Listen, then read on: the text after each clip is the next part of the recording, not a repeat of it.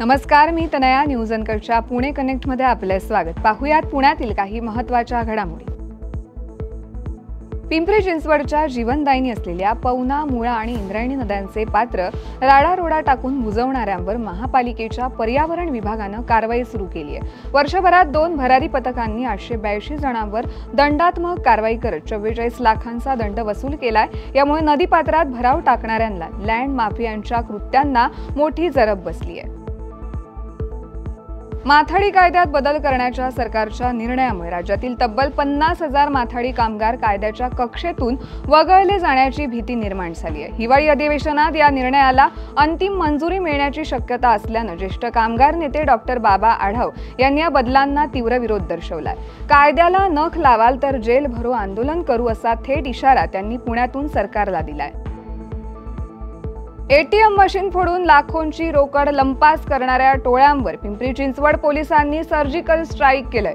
पोलिसांचा नियोजनबद्ध तपास, विशेष पथके आणि सायबर तंत्रज्ञानाचा अचूक वापर यामुळे गुन्हेगारांचे नेटवर्क उद्ध्वस्त करण्यात पोलिसांना यश मिळतंय. एटीएम फोडीच्या घटना अचूक सिक्युरिटी सिस्टममुळे लक्षणीयरित्या घटल्या असून जेलिटिनी आणि गॅस कटर वापरून होणाऱ्या चोऱ्यांवर आता आळा बसल्याची माहिती पोलीस आयुक्त विनय कुमार चौबे यांनी दिली आहे.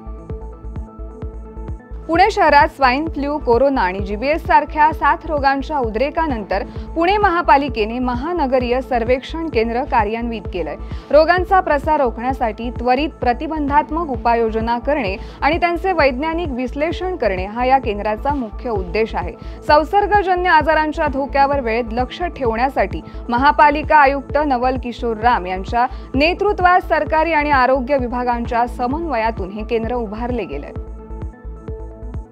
नवरात्रोत्सवाच्या पार्श्वभूमीवर महिलांच्या सक्षमीकरणासाठी महिला स्वयंसिद्धी व्याज परतावा योजना अत्यंत प्रभावी ठरतीये.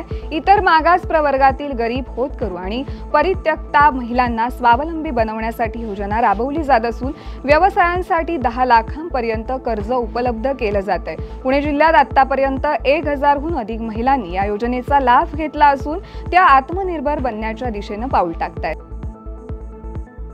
बंड गार्डन पोलिसांनी धडाकेबाज कारवाई करत रेकॉर्डवरील सराईत आरोपीच्या ताब्यातून देशी बनावटीचे पिस्तूल मॅगझिनसह जप्त केलंय. मालधक्का रोडवरील रेल्वे कोर्टच्या सीमा भिंतींजवळ संशयित इसम थांबलेला असल्याची माहिती मिळाल्यानंतर पोलीस पथकानं सापळा रचून आरोपी देव परमार याला ताब्यात घेतलंय. त्याची अंगझडती घेतल्यावर पिस्तूल मिळालंय.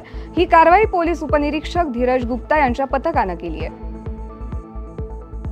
सावित्रीबाई फुले पुणे विद्यापीठानं शैक्षणिक वर्ष 2025-26 साठी परीक्षा शुल्कात 20% वाढ करण्याचा निर्णय घेतलाय. या निर्णयाला अखिल भारतीय विद्यार्थी परिषदेने तीव्र विरोध दर्शवला असून ही शुल्कवाढ त्वरित रद्द करण्याची मागणी केली आहे. महाराष्ट्रातील काही भागांतील भीषण पूर परिस्थितीच्या पार्श्वभूमीवर ही वाढ अन्यायकारक असून 5 दिवसांत कारवाई न झाल्यास तीव्र आंदोलन करण्याचा इशारा अभाविपने दिलाय.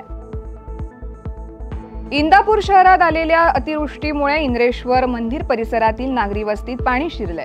कृषी मंत्री दत्तात्रय भरणे यांनी या नागरी वस्तीला भेट देऊन नागरिकांशी संवाद साधला आणि प्रशासनाकडून संपूर्ण परिस्थितीचा आढावा घेत आवश्यक त्या उपाययोजना तातडीनं करण्याच्या सूचना दिल्यात. पुण्यातील धनकवडीत मसाज सेंटरच्या नावाखाली वेश्या व्यवसाय सुरू असल्याची माहिती समोर आली आहे. या वेश्या व्यवसायाचा भंडाफोड सामाजिक संघटनेच्या कार्यकर्त्यांनी केला असून हे प्रकरण उघडकीस येताच पोलिसांनी छापा टाकून मसाज सेंटरच्या मालकीन आणि मॅनेजरवर गुन्हा दाखल केलाय. ओबीसी नेते लक्ष्मण हाके यांच्या गाडीवर अहिल्यानगर जिल्ह्यात हल्ला झाल्याची घटना शनिवारी घडली होती. या हल्ल्याबाबत लक्ष्मण हाके यांनी पवार कुटुंबाने पोचलेले गुंडांनी माझ्यावर हल्ला केल्याचा आरोप आज पुण्यात केलाय. निलेश लंके यांच्यासोबत माझ्यावर हल्ला करणारा दळवी आणि त्याच्या सहकाऱ्यांचे फोटो असल्याचं लक्ष्मण हाके म्हणाले. आणि या बातमीसह वेळ झाली आहे पुणे कनेक्ट मध्ये इथेच थांबायची. तोपर्यंत पाहत राहा न्यूज अनकट.